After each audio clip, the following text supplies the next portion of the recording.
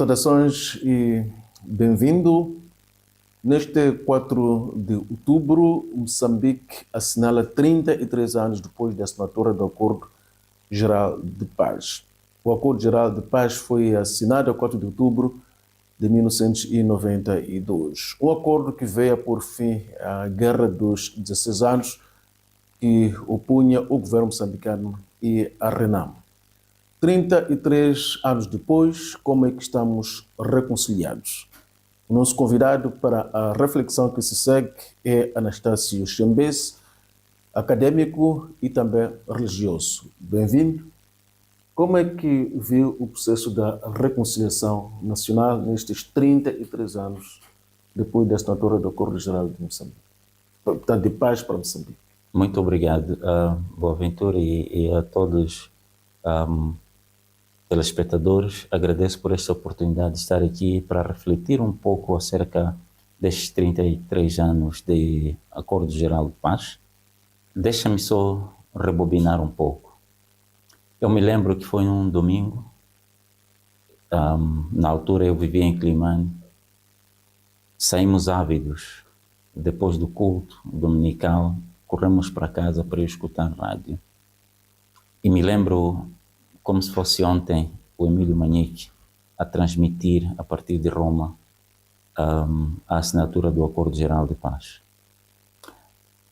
Há coisas que me marcaram e penso que marcaram a todos nós daquela geração e até hoje, quando nos perguntamos o nível de... Primeiro, havia um programa que estava montado em Moçambique chamado Preparação do Povo para a Paz, que começou em 91, que as igrejas ou as confissões religiosas, tanto a comunidade muçulmana, a Igreja Católica e o Conselho de Cristão de Moçambique montaram este programa que começou a trabalhar com as comunidades para que, enquanto o diálogo ou as negociações aconteciam em Roma, em Moçambique as comunidades fossem preparadas para que, quando se alcançasse o acordo, não tivéssemos problemas de ligação com as pessoas que estavam do outro lado do conflito. Principalmente, as nossas comunidades, uns estavam nas instituições ou nas vilas ou nas cidades, mas há pessoas que estavam nas bases, ou há pessoas que estavam com a Renamo. Felizmente, a assinatura do Acordo de Paz foi um marco indelével em que imediatamente cessaram-se as hostilidades e começou um movimento de pessoas e bens de forma livre. Eu lembro que a província da Zambésia foi das que mais sofreu com o conflito, mas o nível de movimento foi bastante fluido. Quando nós olhamos para estes 33 anos, o que aconteceu? Objetivamente, nós tivemos um processo de paz em que a cessação de hostilidades foi bem sucedida logo no início. O processo de o repatriamento de refugiados foi uma mega operação de várias agências e várias instituições. Vimos deslocados ávidos a quererem regressar para as suas zonas de origem. Vimos as cidades e vilas a crescerem de forma exponencial e desorganizada, porque não estavam preparadas para isso, mas não tínhamos outra alternativa. Mas também sentimos um movimento social de solidariedade muito grande. Eu estive convencido de que o processo de reconciliação estava a começar. Essa era a minha convicção. Hoje, penso de forma diferente. Penso que abriu-se uma oportunidade para a aproximação dos moçambicanos e coincide que nessa altura também Moçambique abre-se para o mercado. E eu penso que isso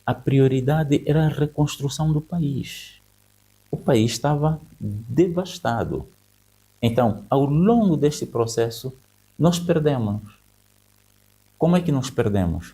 Entramos, em alguns casos, em esquemas que, em vez de fazer, vou dar um exemplo, em vez de fazer uma estrada bem feita de 10 quilômetros, o valor que deveria ser usado aquilo, se calhar usou-se para fazer outras coisas, incluindo os 10 quilômetros.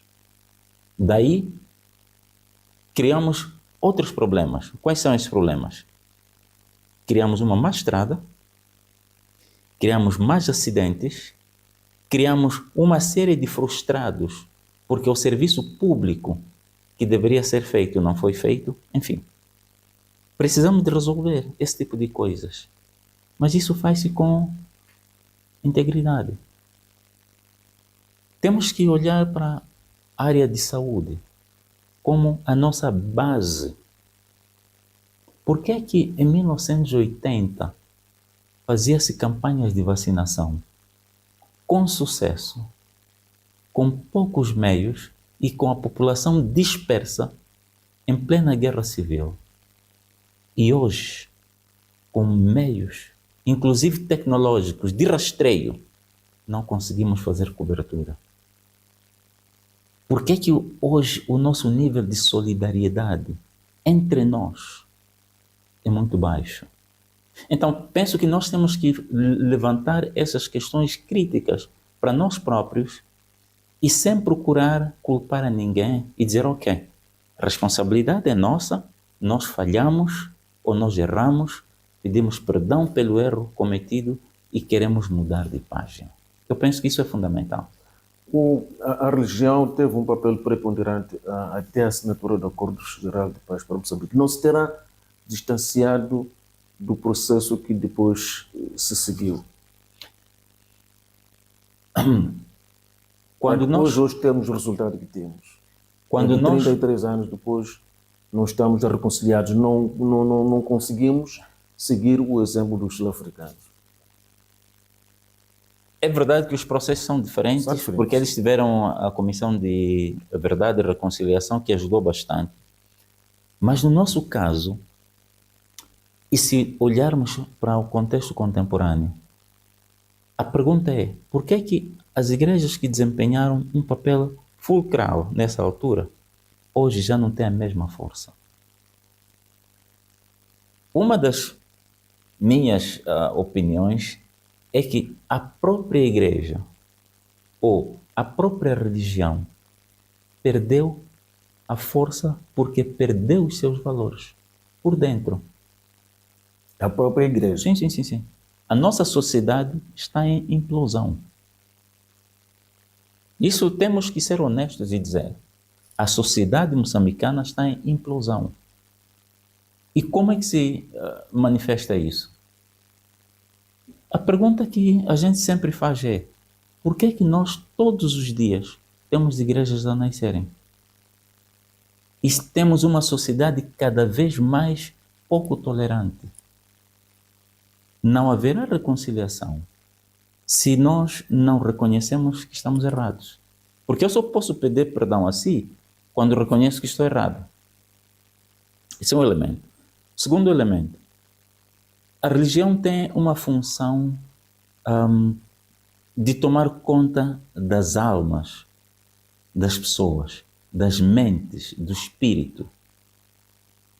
E hoje vemos que a maior parte de grupos, confissões, formações ou qualquer outra designação religiosa que surge é muito materialista. Esse é um dos maiores perigos. E com o advento das redes sociais, propala-se muitas inverdades, utilizando inclusive a religião. Vou lhe dizer uma coisa. O milagre não é uma coisa que acontece por acaso. Eu não posso, hoje, dizer, olha, Sr. Boaventura, estás com problemas financeiros, ajoelha aqui, vamos orar, há de cair dinheiro. Não. O dinheiro é resultado do seu esforço, trabalho. O que eu posso fazer, o que nós podemos fazer é dizer, vamos orar, para poder procurar oportunidades, para poder trabalhar. É este paradigma que nós perdemos. Nós temos pessoas que passam mais tempo em oração do que em trabalho.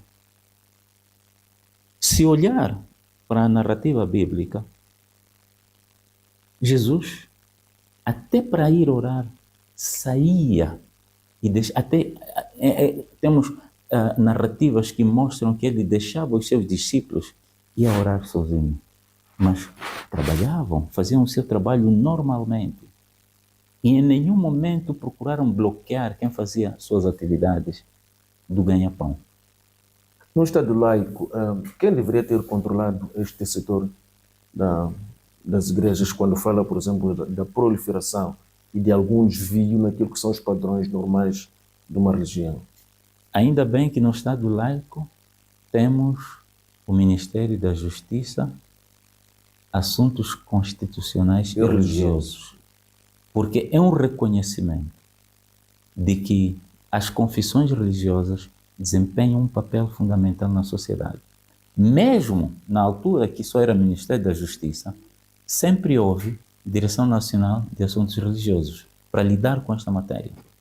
Aqui nós precisamos da mão dura do Estado, em que tem padrões mínimos para a constituição de igrejas. No mundo corporativo, aqueles que fazem, por exemplo, há empresas que fazem quase o mesmo produto e eles depois mergem-se. Por quê? Porque eles estão a fazer a mesma coisa, estão a dispersar recursos, estão a dispersar esforços, estão a dispersar intelecto. Então, quando eles se juntam, ficam mais fortes. Qual é a igreja que se juntou com a outra para formar uma? Eu sou produto da Igreja Metodista Unida, que era Irmãos Unidos e Metodista Episcopal, que decidiram juntar-se e ser Metodista Unida. Isso me inspira bastante, e quando olho para a sociedade que temos hoje, eu penso que nós temos que refletir bastante, porque a questão de fundo que diferencia as igrejas são as práticas doutrinárias. Este é o epicentro, aquilo que é doutrina. Se nós perguntarmos muitas das igrejas ou seitas que nascem hoje, eu tenho muita dúvida. A mesma coisa se coloca aos partidos políticos. Qual é a questão ideológica? Qual é a sua agenda que você quer resolver?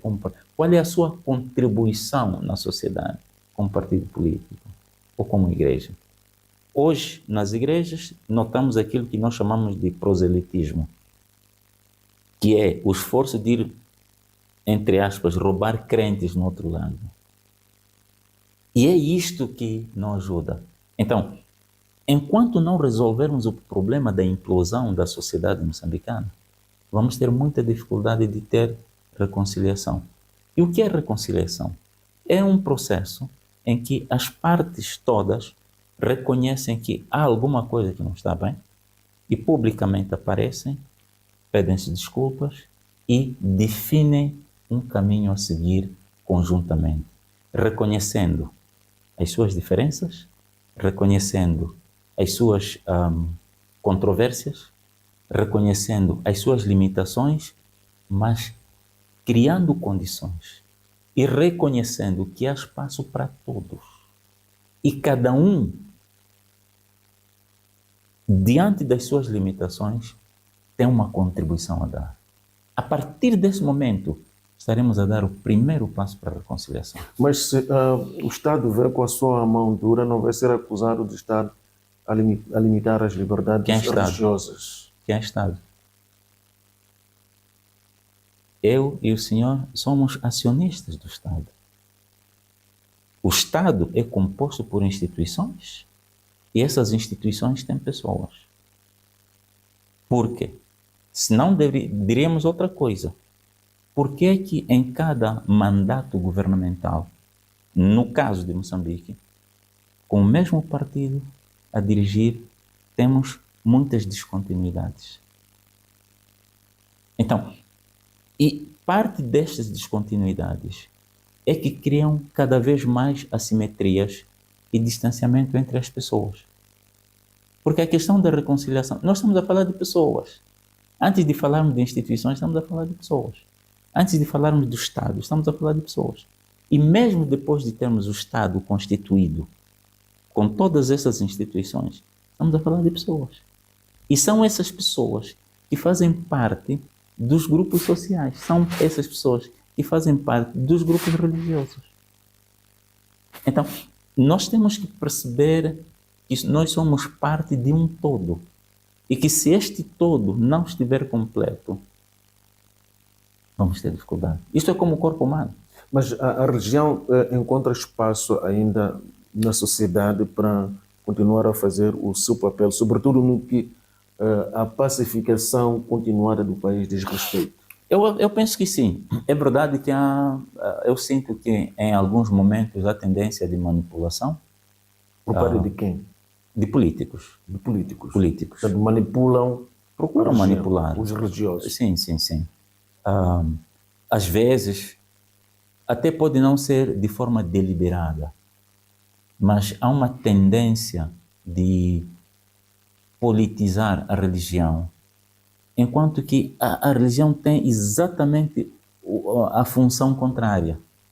Há um exemplo, para quem vai à igreja, ouve sempre a palavra pregação. O conceito de pregação é que tu tens uma madeira que está seca, está muito rija, e tu tens que pregar. Pegar um prego e martelar até perfurar. O que significa?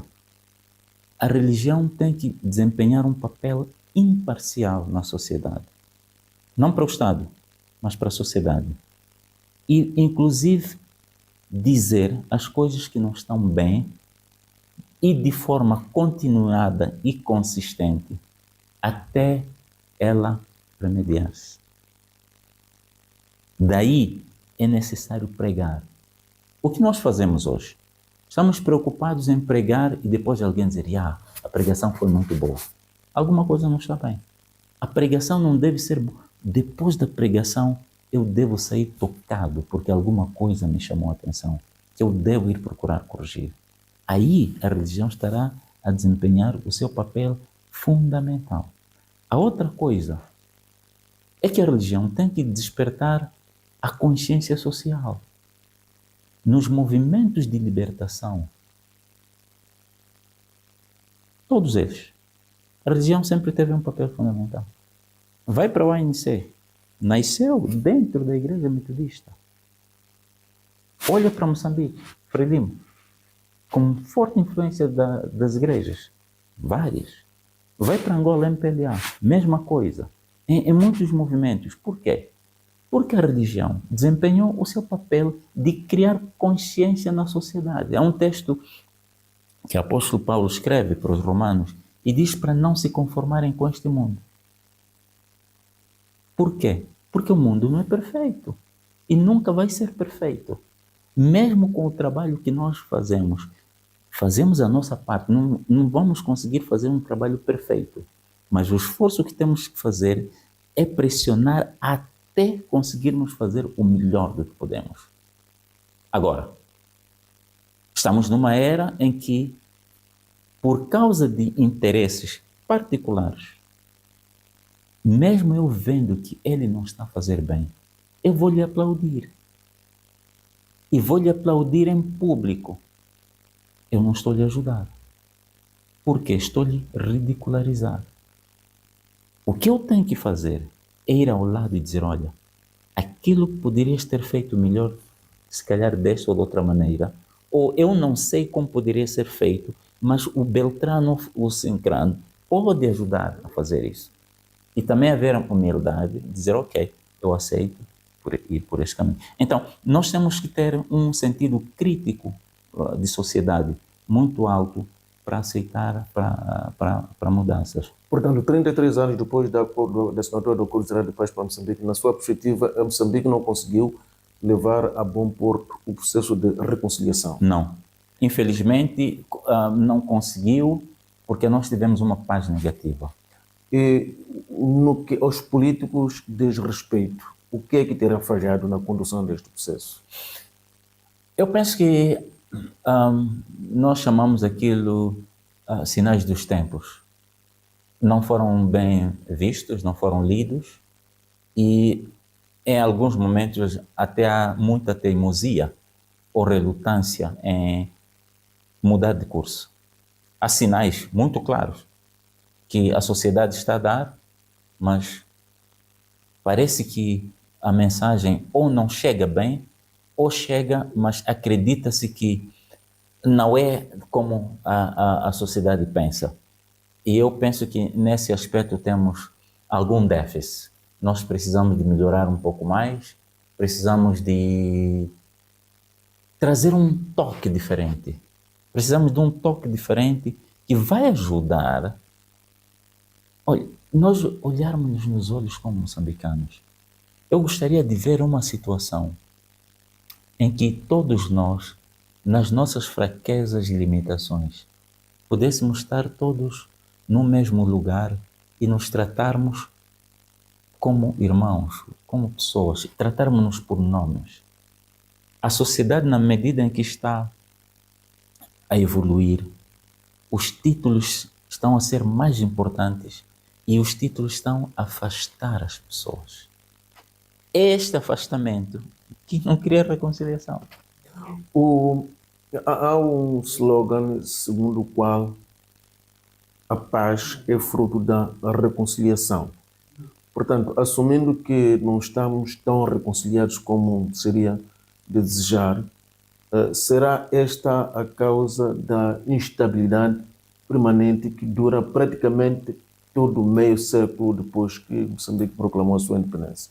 Tivemos a Guerra dos 16 anos, foi assinado o Acordo Geral de Paz, passam-se 33 anos, e ao longo deste período chega-se à conclusão de que a reconciliação não terá acontecido, e a isto se junta a situação na província de Cabo Delgado.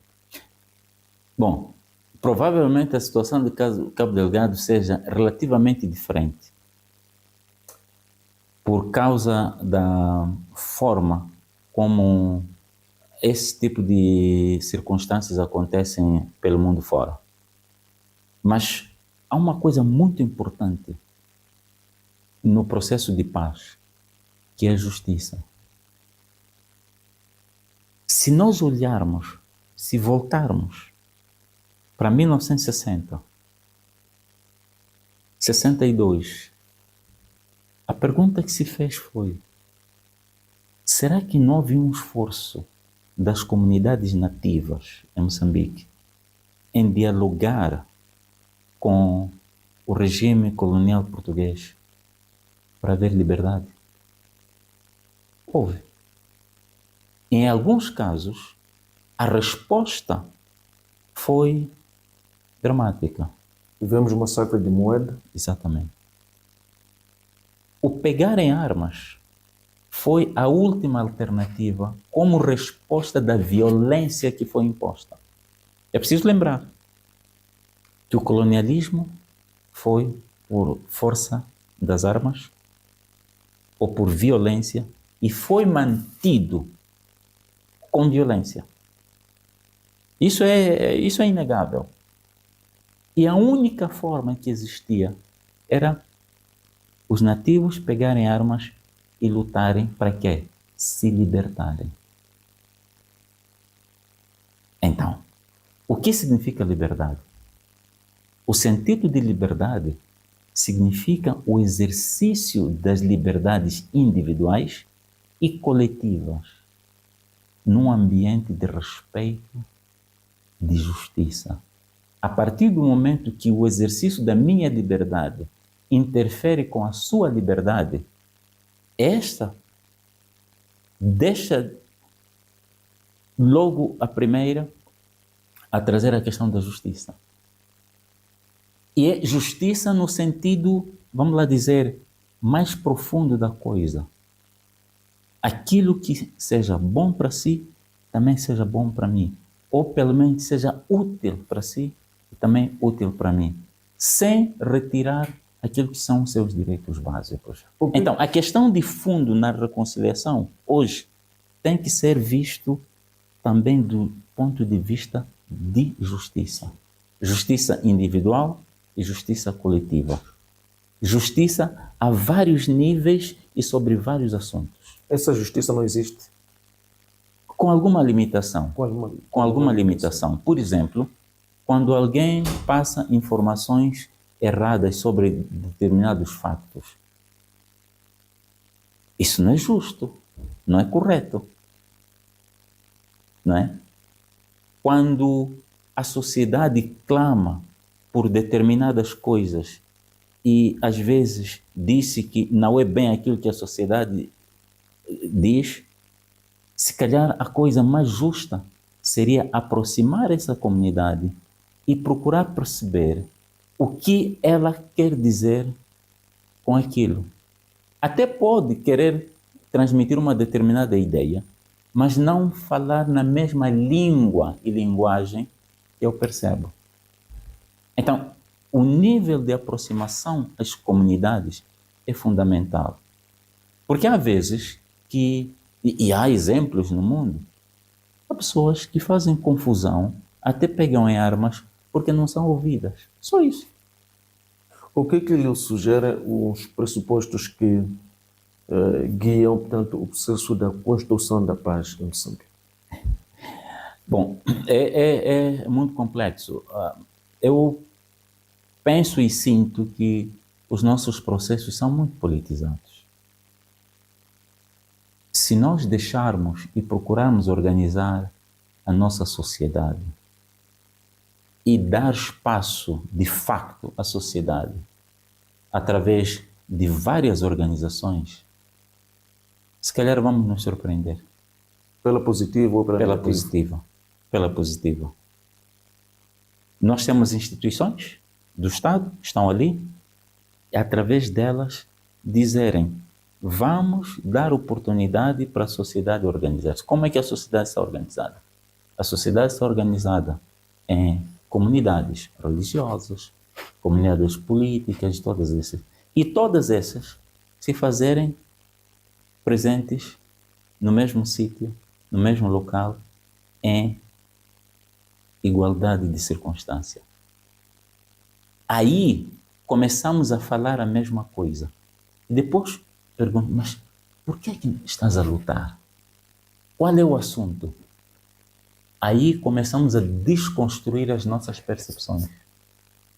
A deconstrução ou desconstrução das percepções cria-nos mais aproximação. Por quê? Porque nós estamos a dialogar. Em muitos casos, nós estamos a monologar. Porque determinamos a fórmula e colocamos a fórmula na mesa, dizendo: a fórmula é esta. Há muitos que podem não se rever pela fórmula. É preciso um processo de cocriação social para determinar a fórmula. Por quê? Quando se chega à fórmula que foi cocriada, todos nós temos um alto sentido de pertença, ownership. Isto é meu, eu também fiz. Então, se é meu, eu vou cuidar. E imagine que todos, ou a maior parte dos grupos sociais de Moçambique, se revejam na fórmula do diálogo e da reconstrução ou reconciliação. Aí todos nós nos apropriamos e depois perguntamos: mas diz-me lá, qual é o seu problema? O meu problema é isso. E daí começamos a falar a mesma língua e perguntamos-nos: ok, já identificamos problemas, como é que vamos resolver? Aí começamos a procurar caminhos conjuntamente e perguntamos: quem é que sabe fazer o quê? E vemos a riqueza da nossa diversidade. Nem todos somos capazes de fazer a mesma coisa. E nem todos teremos a capacidade de fazer a mesma coisa. E não há ninguém que seja inútil numa sociedade, que não possa contribuir com alguma coisa. É este processo de cocriação que nós temos que fazer um esforço muito grande como sociedade para fazer. O diálogo em curso, estamos a falar do diálogo político nacional inclusivo, até que ponto pode ajudar a mudar o rumo dos acontecimentos e um dia lograrmos atingir um Moçambique totalmente reconciliado, um Moçambique de paz plena? Eu acho que é possível se nós pusermos a guarda em baixo e termos a humildade necessária de conversar. Conversar. Precisamos mesmo de conversar. O que eu sinto é que a nossa sociedade é muito formal. Tudo o que nós fazemos é tão formal, que, por exemplo, observa, quando há um evento público, 1/3, se é um evento que começa vamos lá dizer, o evento é das 8 às 17 horas. Até 11 horas, só são saudações disto, daquele, dança disto, daquilo. O essencial. Devota-se pouco tempo para lidar com ela. E quando o debate começa a aprofundar, já é tempo de terminar. Esse é um ponto. O outro ponto. Nós temos uma dificuldade de continuidade de processos. A descontinuidade cria muitas fissuras. Para além de fissuras, cria obstáculos e deixa muitas pontas soltas. E as pontas soltas, em muitos casos, são focos de conflito. Por quê? Porque tem pessoas que foram deixadas penduradas e isso cria descontentamento. O que nós estamos a dizer é uma questão de percepção. Basicamente, ok, o processo começou, não terminou, nós fomos abandonados e não nos disseram nada. Afinal, o que se passa? Será que fizemos bem? Será que não fizemos bem? Será que alguém consegue vir nos dizer, olha, vocês fizeram bem, mas faltou isto, e depois tem a oportunidade de melhorar isso? Muitas das vezes nós não dialogamos com nós próprios e deixamos-nos sempre no suspense. E é parte disto que cria condições para a não reconciliação. Moçambique, fruto do Acordo Geral de Paz para o país assinado há 33 anos, passou, a partir de 1994, a realizar de forma regular as eleições, ou seja, de 5 em 5 anos. Este exercício não mais parou. Até que ponto estes processos ajudaram para uma reconciliação plena? Ou também não ajudaram? Eu me lembro que nas eleições de 1994, se recorda, em pleno processo de votação, o presidente da Renamo fez uma contestação e teve que se puxar mais um dia, lembra-se. Por qualquer razão. Ali começou a mostrar um indício de que o processo, da forma como foi montado, a intenção era boa, mas provavelmente, depois das primeiras eleições, deveríamos ter sentado e refletir melhor como aprimorar o nosso processo de eleições. Nós temos isto há 30 anos, mas parece que a fórmula é a mesma. Hoje, com o desenvolvimento tecnológico, com a velocidade que o mundo está, Moçambique continua com as mesmas coisas. Eu penso que é momento de pararmos. E isso estamos a dizer há pelo menos 20 anos. Temos que fazer reformas. Infelizmente, a forma como nós reformamos o processo, em alguns casos é mudar pessoas, mudar vírgula aqui e aquilo, mas não é isso que se pretende. é mudar para criar confiança. Porque a maior parte do problema que nós temos é que nós não nos confiamos uns aos outros. E como é que se constrói a confiança? Aproximando as pessoas e fazendo as coisas de forma aberta. O processo de cocriação. Quem é que quer construir uma casa para depois deixar um estranho vir tomar conta? Ninguém. Por que é que os nossos processos eleitorais continuam altamente politizados? E por que é que os signatários do Acordo Geral de Paz não têm a humildade de sentar e dizer, olha, aquilo que nós concordamos já não está a funcionar, porque está a nos dividir cada vez mais. Vamos procurar outra fórmula. Por que é que nós precisamos de mais de 2 meses para ter resultados oficiais e ter o governo a funcionar? Estamos a dizer um país pobre, com os níveis de crescimento ou taxa de natalidade muito altas, com infraestruturas muito limitadas, com tecnologia muito limitada, entre muitas coisas. Por que é que ainda vamos esperar 2 meses, 3 meses, sem um governo funcional? Eu penso que é tempo de a gente fazer uma introspeção e dizer, vamos mudar. Na minha opinião, nós não precisamos de mais de 10, 15 dias para ter o governo formado e a funcionar. O país não pode parar. Na sua opinião, o que é que o país ganhou com o exercício multipartidário? Ganhou muita coisa.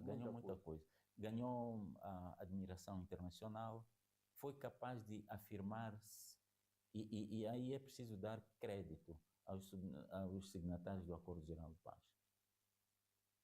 Não voltaram às armas. Não, mas depois de 20 anos, sim, vimos o que aconteceu no centro do país. Sim, mas aquilo ali foi resultante de eleições. É preciso sempre voltar. O ciclo eleitoral, no rigor, quando a gente olha, entre uma eleição e outra, há uma série de reformas que devem ser feitas.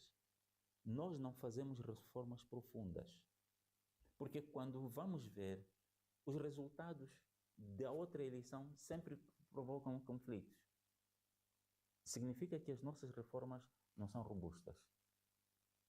Mas o maior sinal que Moçambique deu ao mundo é possível que depois de muitos anos de guerra civil, parar e entrar num exercício democrático.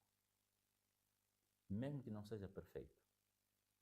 É possível haver aproximação das partes e procurar ter instituições a funcionarem.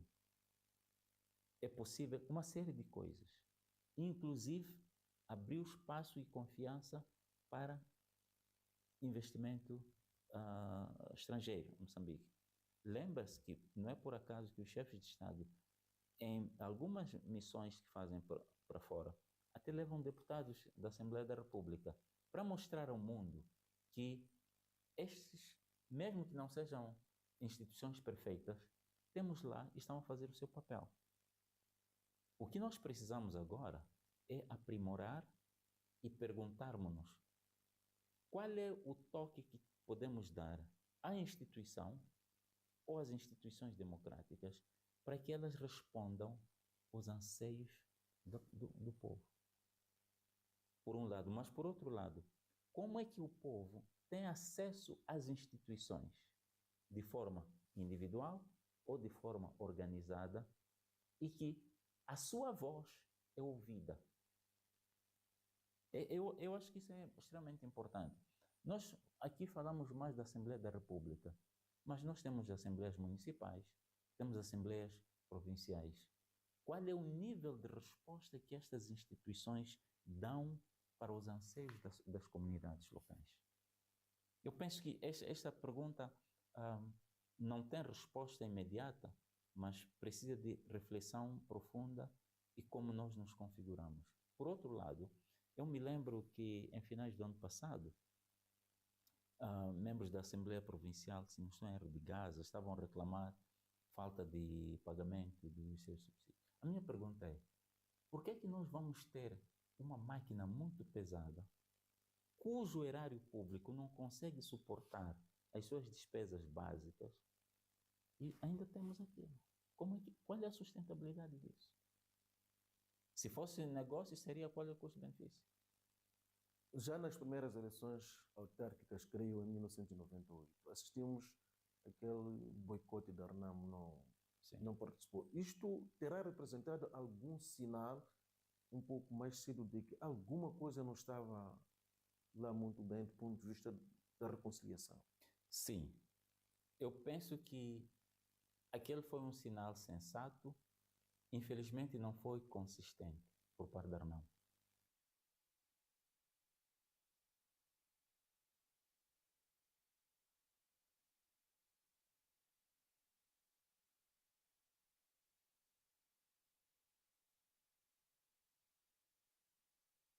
Temos oportunidade de ver um figurino diferente. Muito provavelmente. Eu estudei eleições de 2003, eleições autárquicas. A coisa mais triste é que os níveis de não participação... Abstenção. Sim. Eu prefiro dizer não participação por uma razão muito simples. O termo técnico é abstenção. Mas quando tens, por exemplo, 100 mil eleitores, dos quais 25 mil é que vão às urnas. Um quarto, portanto. Um quarto. Desse um quarto, metade ou pouco mais da metade é que elege os órgãos. A questão da legitimidade é colocada em xeque. Porque tu tens um universo de 100 mil, dos quais pouco mais de 12 mil ou 13 mil é que votaram. Isso tem que nos fazer pensar muito a sério.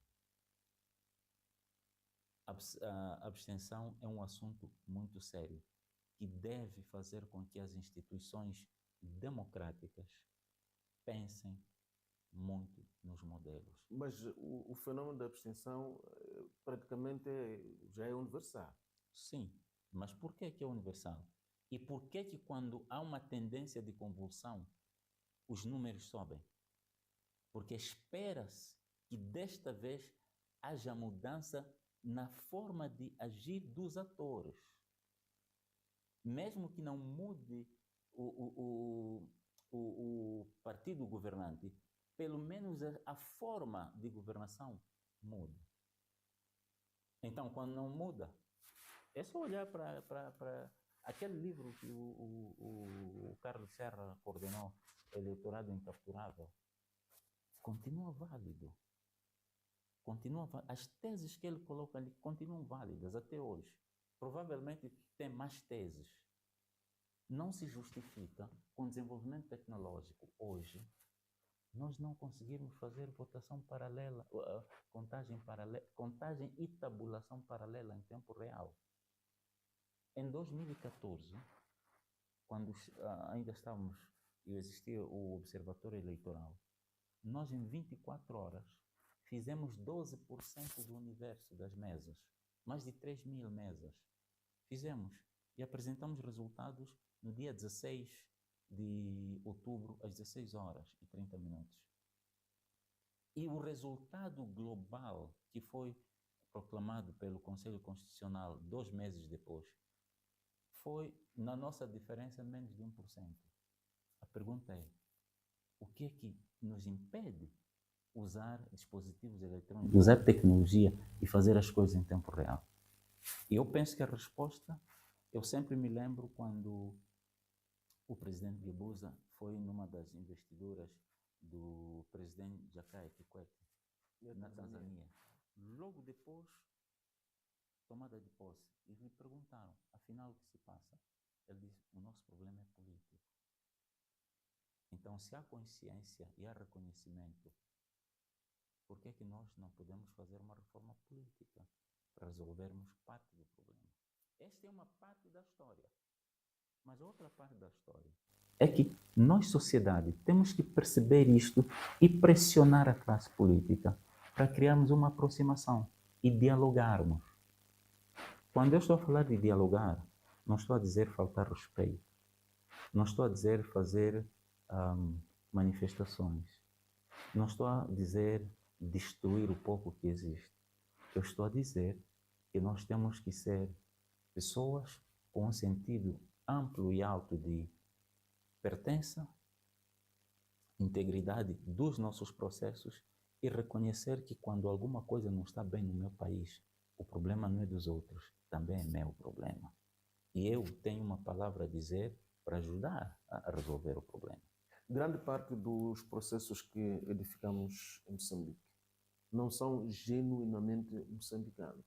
São modelos quase importados ou impostos, com uma dificuldade tremenda da sua adaptação para o nosso contexto, e mesmo quando há este esforço de se adaptar esses modelos ao nosso contexto, quem financia os processos aparece em algum momento a contrariar uma e outra iniciativa. Até que ponto isto também condiciona os nossos processos democráticos, os nossos processos da reconciliação nacional? Essa constatação é muito boa e é válida. Quem paga a conta determina a música. Então a pergunta que nós temos que fazer é: como é que eu devo procurar pagar a minha própria conta para que a música que vai ser tocada seja da minha escolha? Para mim há duas coisas importantes que nós não devemos negociar de hora em diante. A primeira, uma das coisas, chama-se limpeza. E a outra coisa chama-se segurança. O que quero com isto dizer? Eu, quando faço limpeza na minha casa, devo genuinamente fazer limpeza e, se for necessário, estragar alguma coisa, no bom sentido, para melhorar, fazer. A segunda coisa tem a ver com segurança. Todos os dias, cada um de nós, antes de ir se deitar, vai verificar se a sua casa está segura. Estas coisas de limpeza das nossas casas e segurança das nossas casas, a ter a certeza de que fechou janelas, portas, tudo, não se delegam. Se isso não se delega, quer dizer que a comida que se põe na minha mesa não se deve delegar. O esforço que nós temos que fazer é ter a mesma percepção sobre onde nós queremos chegar. Com que meios nós contamos para lá chegar? Que nível de esforço individual e coletivo temos que fazer? E com base nisso, todos falarmos a mesma língua. Eu me impressiono em alguns países quando vou ver algumas ações. Se perguntas o ministro da Saúde qual é a prioridade dele, o ministro da Educação há de falar da mesma coisa. O ministro da Cultura vai falar da mesma coisa. Não são 20 prioridades. Todos falam da mesma prioridade. Só que cada um vai agir de ângulos diferentes para sustentar aquela prioridade. Eu penso que é momento de nós pararmos e definirmos conjuntamente qual é a nossa prioridade, como alcançá-la e como conjuntamente vamos mobilizar-nos e mobilizar recursos para alcançar aquilo. Quando nós começarmos a ter empatia conosco próprios, vamos começar a diminuir assimetrias. Uma das coisas mais tristes que vemos na cidade de Maputo e em várias cidades ou vilas é que os níveis de pobreza urbana são tão assustadores e cada vez mais assustadores que nos perguntamos, afinal, o que é que está a acontecer? Quem está na cidade de Maputo vai ao bairro da Machaquena. E se alguém chega no bairro da Machaquena à noite, vem de um sítio qualquer que não sabe que está na cidade de Maputo. E se lhe disser que tu estás na cidade de Maputo, não acredita. E no dia seguinte, quando sai do bar da Machacane para o centro da cidade, em 10 minutos, vê uma diferença abismal. Pergunta-se, afinal de contas, o que está a acontecer? Então, penso que nós temos que encontrar uma forma muito humilde entre nós de conversarmos acerca dos nossos problemas para podermos resolver. Enquanto não sentarmos na mesma mesa, conversar sobre os nossos problemas, despidos de títulos, e chamarmos-nos por nomes, aí podemos fazer algum progresso. Na sua opinião, é ou não o real fenômeno da manipulação, sobretudo com o envolvimento do exterior, que acaba condicionando a forma como construímos os nossos processos? Claramente, nós temos que, e isso não é novidade, sempre aconteceu e vai continuar a acontecer. O que nós temos que fazer é ter processos robustos, pessoas comprometidas, e o compromisso dessas pessoas deve ser claro, que têm consciência dos riscos. Essa é a questão. É preciso ter consciência do risco sobre aquilo que está a fazer. E quando os outros percursores continuam com a mesma tarefa, as coisas boas são difíceis de fazer.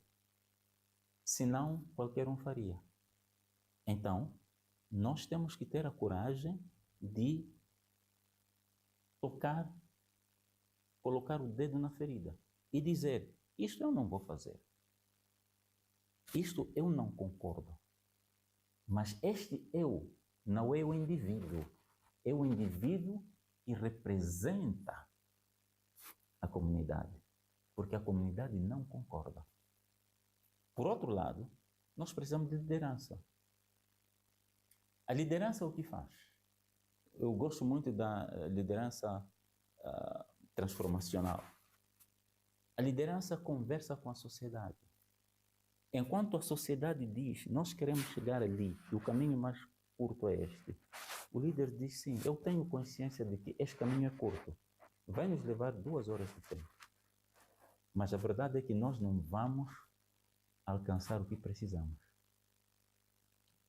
O nosso maior interesse não é a meta. O nosso maior interesse é o processo em que todos participam. Em vez de fazermos um percurso de 2 horas de tempo, vamos fazer um percurso de 2 dias para dar oportunidade a cada um dos membros participar no processo. E quando chegarmos lá, todos, de mãos dadas, vamos alcançar a meta. 33 anos depois da assinatura do Acordo Geral de Paz para Moçambique, que caminhos muito concretos identifique que possam conduzir o país para uma paz fruto de reconciliação? Eu penso que nós temos uma oportunidade de ouro de refazermos a nossa história. Parte dela através do bom exemplo dos nossos dirigentes políticos. Quando digo dirigentes políticos, estou a falar de todos os dirigentes políticos, de vários, das nossas lideranças, mas também o envolvimento delas nas coisas mais básicas. A partir da escola, a partir do centro de saúde, a partir do hospital. Quando falo centro de saúde, estou a procurar dizer, inclusive nas zonas rurais. A partir do momento que nós procuramos nos abraçar e mostrarmos que nós somos todos iguais e temos as mesmas necessidades, significa que temos um alto nível de empatia. E isso vai fazer com que nós possamos estar muito próximos uns dos outros. Por um lado. Mas por outro lado, eu penso que nós precisamos de dirigentes honestos. E não os temos agora? Eu acho que temos com alguma limitação. Nós temos alguns dirigentes que, quando são indicados para determinadas funções, somem da comunidade. Nós queremos os mesmos dirigentes que conviviam conosco continuarem a conviver. É claro, com menos intensidade por causa das suas responsabilidades, mas lembrar que de lá veio, de lá de voltar. É preciso também termos dirigentes que são sensíveis, que lembram-se de que são finitos e são mortais, igual a todos nós. Hoje é muito triste vermos algumas pessoas, em vários estratos da sociedade, a fazerem coisas que pouco dignificam, até que vão buscar recursos que não precisam, só para dizer que eu também tenho. Eu acho que isso não ajuda. Então, a questão do exemplo na sociedade, a questão de mostrar o caminho certo, de fazer as coisas certas, a questão da transparência ou da credibilidade das... Olha, a credibilidade das instituições é determinada pela credibilidade das pessoas. Então, as pessoas emprestam o seu prestígio às instituições. E é isso que nós estamos a precisar. Isso vai nos ajudar a ser uma sociedade mais próxima, mais sã e que dialoga consigo própria. Obrigado, Sr. Anastácio Chambezo, pela disponibilidade para esta reflexão que fazemos isto no âmbito das celebrações neste 2025 de 33 anos da assinatura do Acordo Geral de Paz para Moçambique. O acordo, lembra-se, foi assinado a 4 de outubro de 1992. Para si, estimado telespectador, vai nosso muito obrigado pela preferência. Continue ligado a nós. Fique bem.